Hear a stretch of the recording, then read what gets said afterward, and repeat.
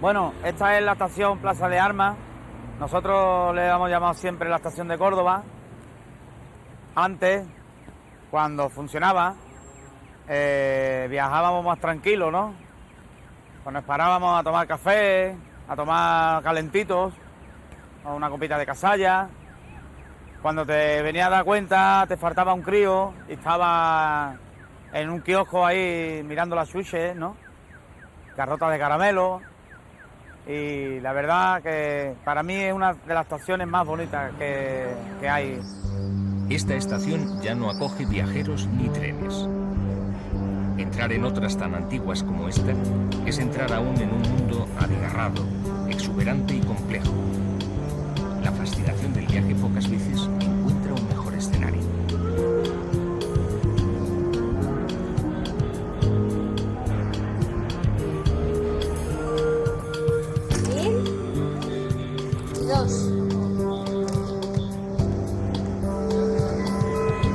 Algo ha cambiado. Los vestíbulos, salas de espera de nuestros días, están llenos de miradas que ya no buscan familiares que llegan. Hojean paneles de salidas y releen lecturas en la aburrida espera. Habitual espacio de encuentros y despedidas, cada vez menos, está ahora ocupado por ociosos paseantes entre las siempre inevitables maletas.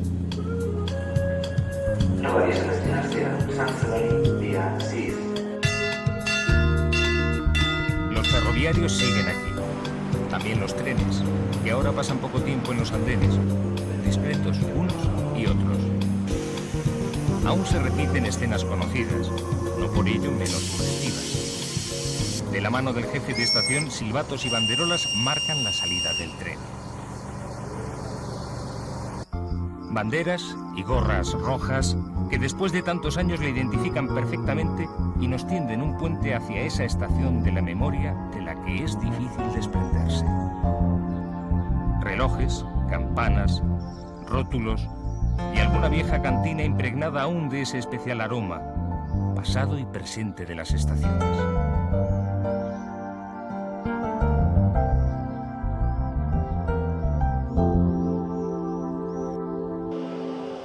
Los trenes, legítimos dueños, solo ocupan parte de las estaciones. Andenes con personajes habituales, mil gestos y detalles, son partes de un mundo con personalidad propia. La estación surge como necesidad, sin un modelo a seguir. Simplemente es un punto de parada de los trenes.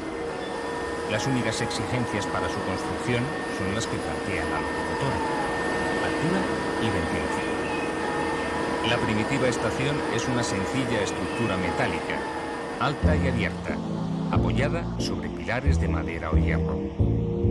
Comienza a definirse un modelo: edificios longitudinales con pequeñas piezas que tienen acceso al andén, el vestíbulo y las taquillas, la sala de espera o la oficina del jefe de estación. El aumento de trenes y viajeros la hace más compleja. Pasa a tener dos espacios, uno cubierto pero ventilado para los trenes y otro cerrado, paralelo a las vías, para los viajeros. La evolución es muy rápida y en pocos años estas modestas casas de trenes, llamadas al principio embarcaderos, se transforman en atractivas casas de viajeros.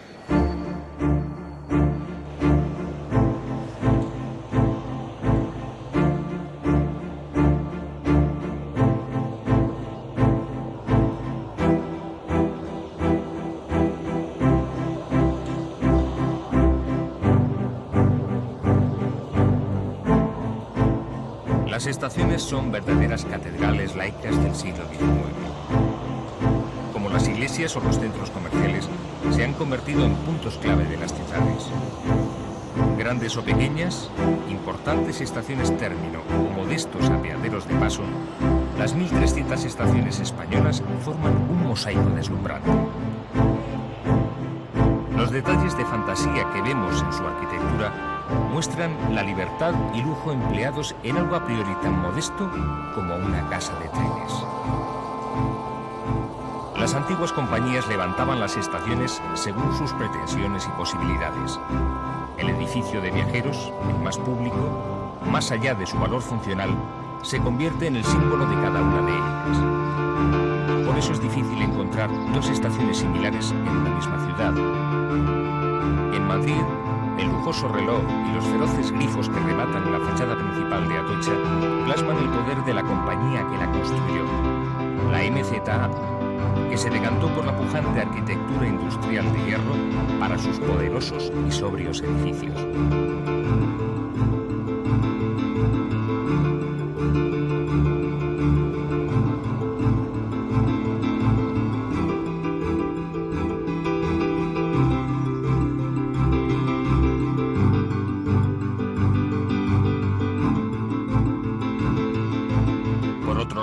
En la de Príncipe Pío, que perteneció a la Compañía del Norte, el nuevo edificio de salidas, levantado hacia 1930, es de un estilo pseudobarroco.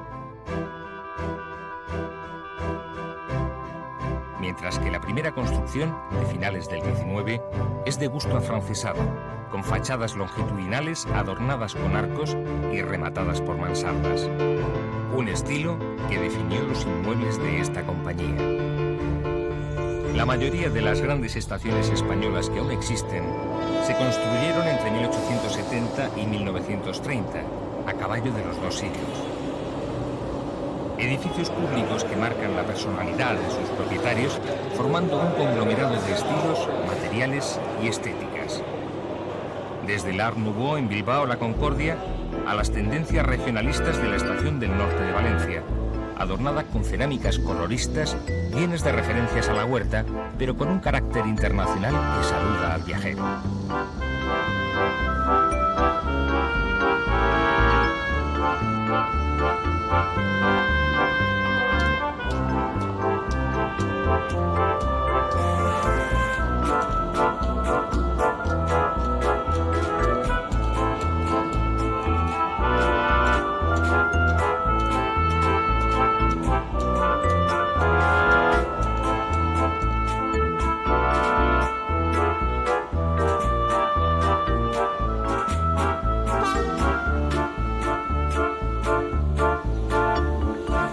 Madrid Atocha, Huelva o Aranjuez son ejemplos de las edificaciones de la MZA.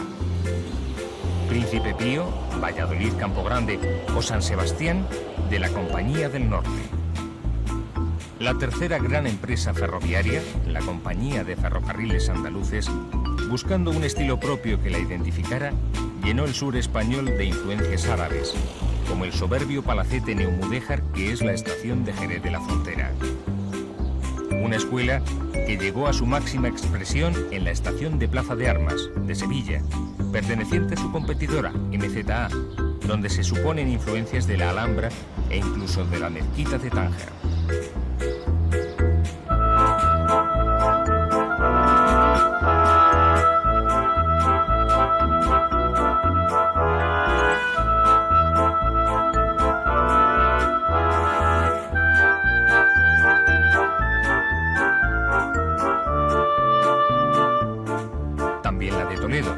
Fruto de controversias en su momento.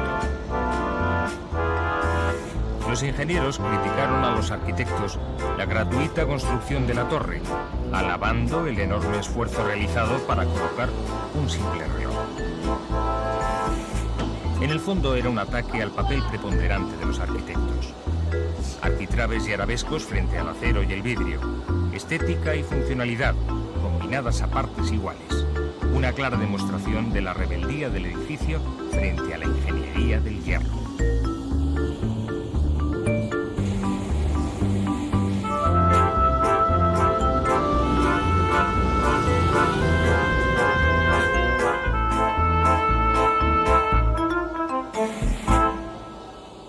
Para completar su singularidad, Alfonso XIII hizo construir una capilla. Algo que luego se repetiría en la dictadura del general Franco con Príncipe Pío, donde el salón de autoridades derivó a funciones religiosas. Los dos únicos ejemplos de estaciones confesionales.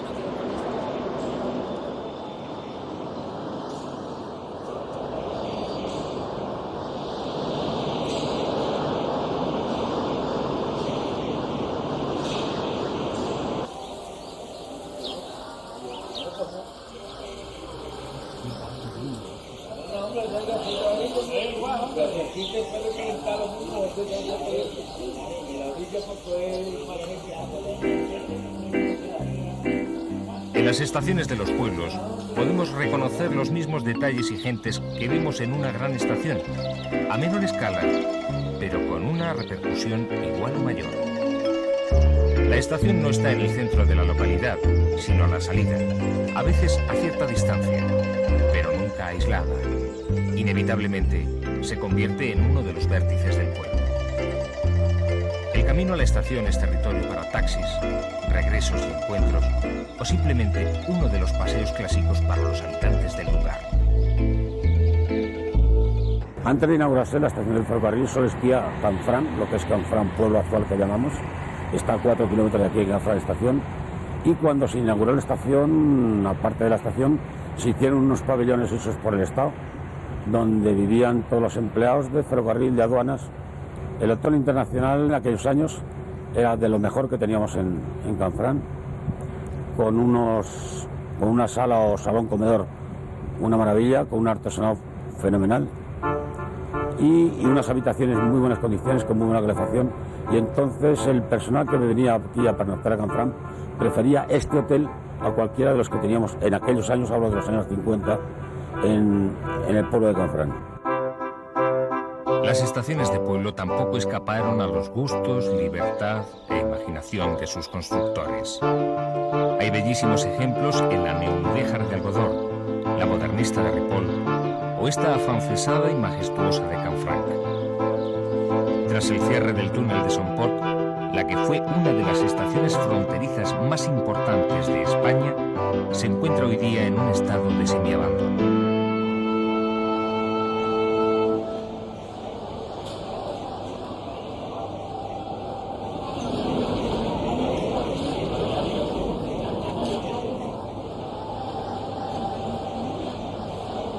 Por una estación pasan al cabo del día cientos de personas. Lejanos quedan en el recuerdo los trenes que, entrando lentos, diríase llorando para desahogar su cansancio, paraban hasta casi chocar con los topes. Los trabajos de ahora están alejados de esa dura y ruda tarea que en las estaciones realizaban engrasadores, lampareros o visitadores. Sobreviven aún algunos mozos de equipajes que, con gorras y monos azules, llenaban el espacio de vestíbulos y andenes con el trasiego de bultos y maletas.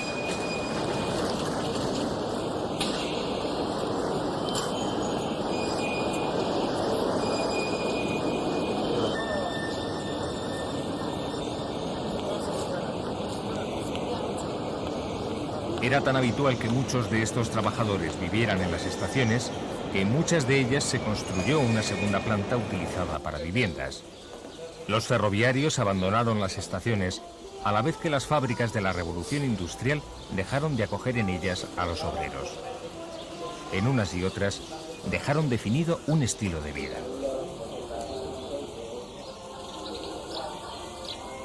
El tren ha disfrutado de las estaciones mucho menos que los viajeros, menos indudablemente que sus trabajadores, e incluso menos que los críos que siguen llegando a ellas para jugar o simplemente para verles pasar. ¿Quiénes son los dueños de la estación? ¿Trenes? ¿Viajeros? Incluso estos jóvenes visitantes son parte inseparable de este microcosmos.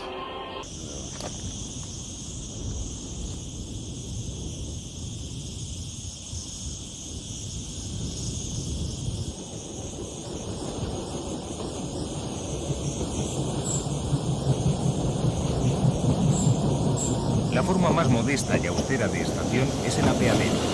La más compleja y singular la representan las situadas en los grandes nudos ferroviarios.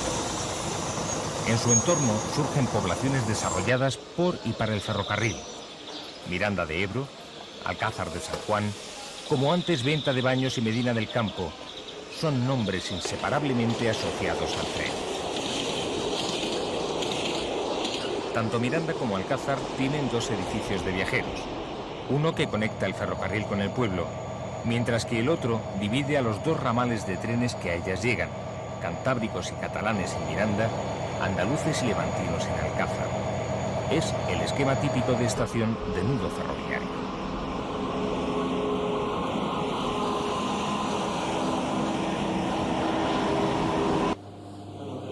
En Alcázar, más de la mitad de la población tiene familiares relacionados con el ferrocarril. Aún funciona el hogar del ferroviario, aunque el viejo espíritu corporativo está en decadencia.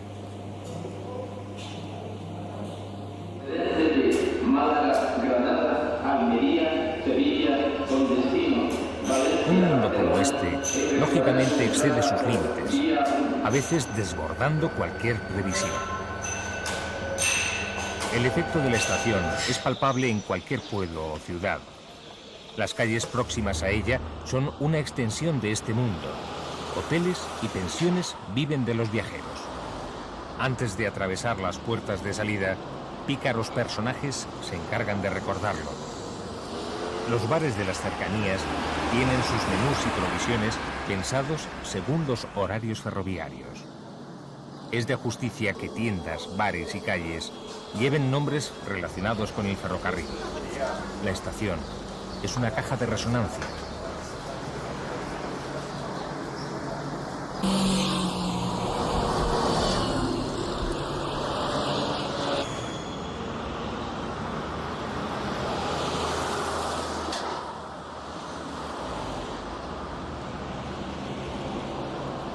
El tiempo de la monumentalidad tuvo un último eslabón en 1929, con la construcción de la tercera estación de Francia de Barcelona, en aquel momento concebida como estación modelo.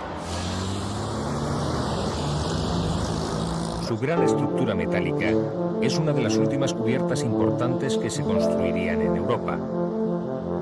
Y el vestíbulo, obra de Pedro Muguruza, refleja el papel primordial de los viajeros.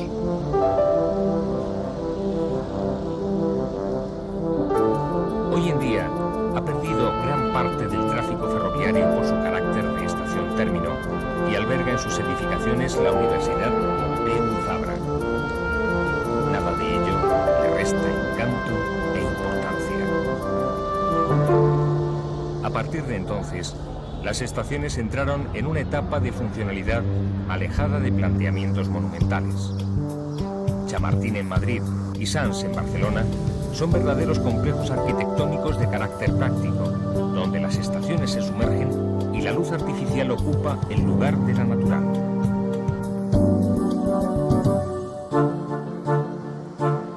Solo la vidriera de Abando en Bilbao es una excepción notable. Los cambios urbanísticos y el propio desarrollo del ferrocarril preocupan a los arquitectos de las grandes ciudades. En Sevilla, a Antonio Barrionuevo.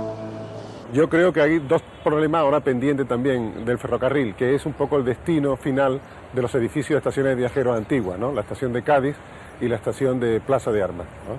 Y estos proyectos deben conducirse con la máxima dignidad, porque son edificios que antes que un aprovechamiento de ellos son parte constitutiva de la historia de la ciudad y del ferrocarril.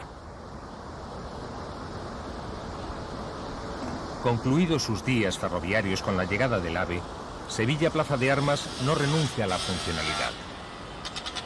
Declarada monumento histórico artístico, mientras espera su transformación en superficie comercial y encuentra nuevo sentido como plató cinematográfico, aquí filmó Saura Flamenco, o espacio para congresos y actos sociales, se conserva como uno de los edificios más espléndidos de la ciudad.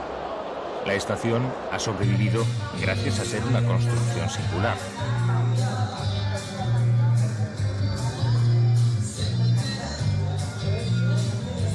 En algunos pueblos, las estaciones se han reconvertido en escuela-taller, conservatorio o bar de copas en el caso del Alfaz del Pi, que se desdobla y hace trabajo extra para rentabilizarse y sobrevivir.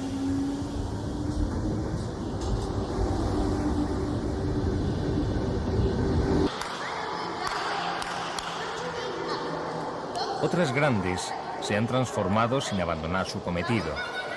Nord de Barcelona, utilizada como estación ahora de autobuses, además de polideportivo municipal, donde los niños ya no solo ocupan los andenes.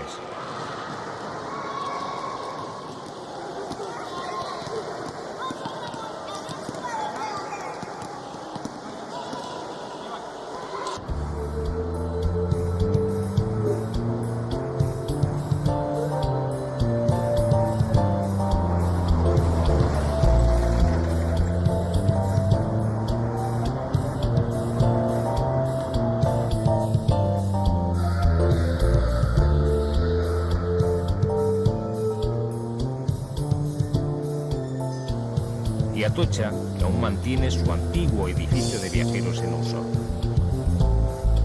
El AVE es de nuevo la causa de la remodelación, pero en este caso el valor simbólico de la estación queda fuera de toda duda.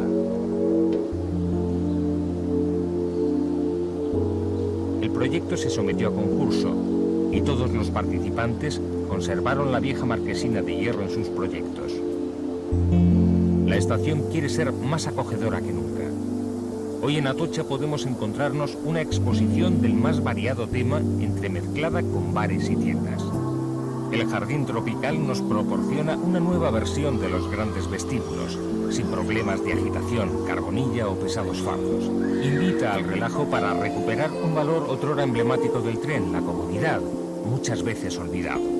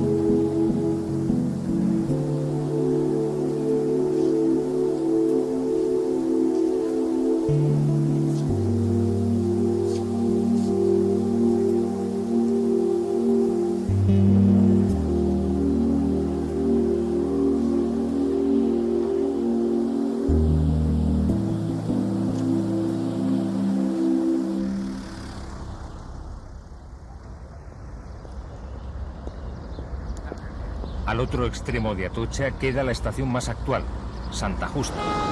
Aquí en Sevilla se despejan las dudas sobre el futuro de las estaciones.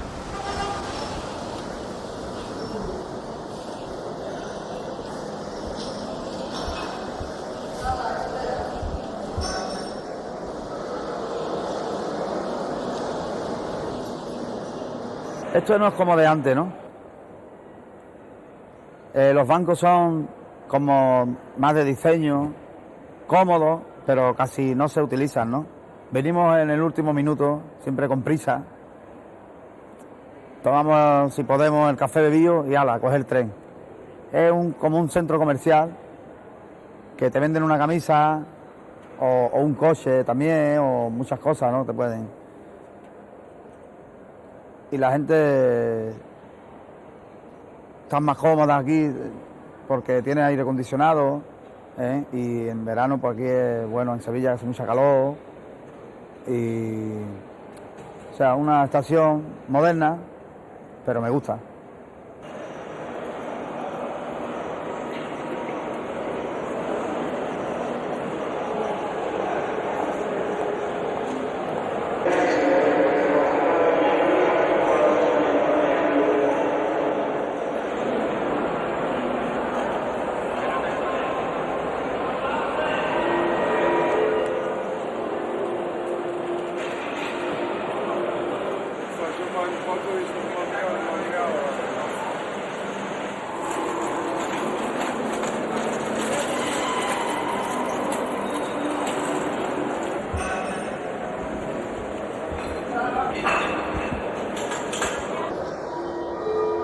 Una estación como las de antes, con dos espacios diferenciados.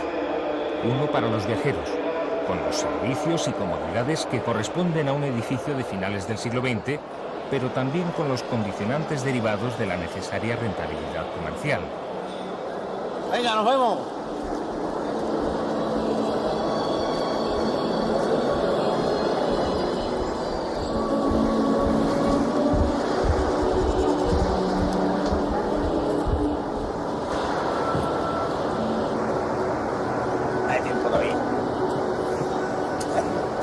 Otro para los trenes, más aislado del anterior y mejor dotado técnicamente en sus accesos, concebido con la sencillez de líneas y formas de la arquitectura actual, donde juegan los volúmenes y la luz.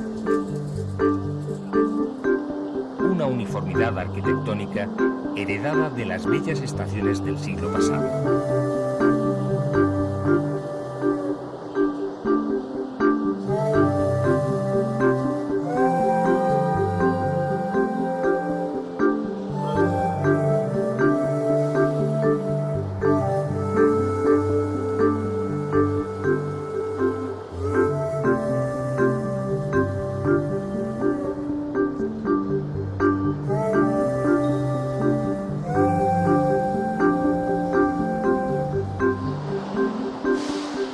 Los valores que la estación ganó desde joven se conservan intactos. El tren sigue teniendo la sensación de entrar en una casa envolvente. Es fácil comprobar que las mejores cualidades de una estación siguen en pie. Espectacularidad arquitectónica en el edificio y un crisol humano en los andenes.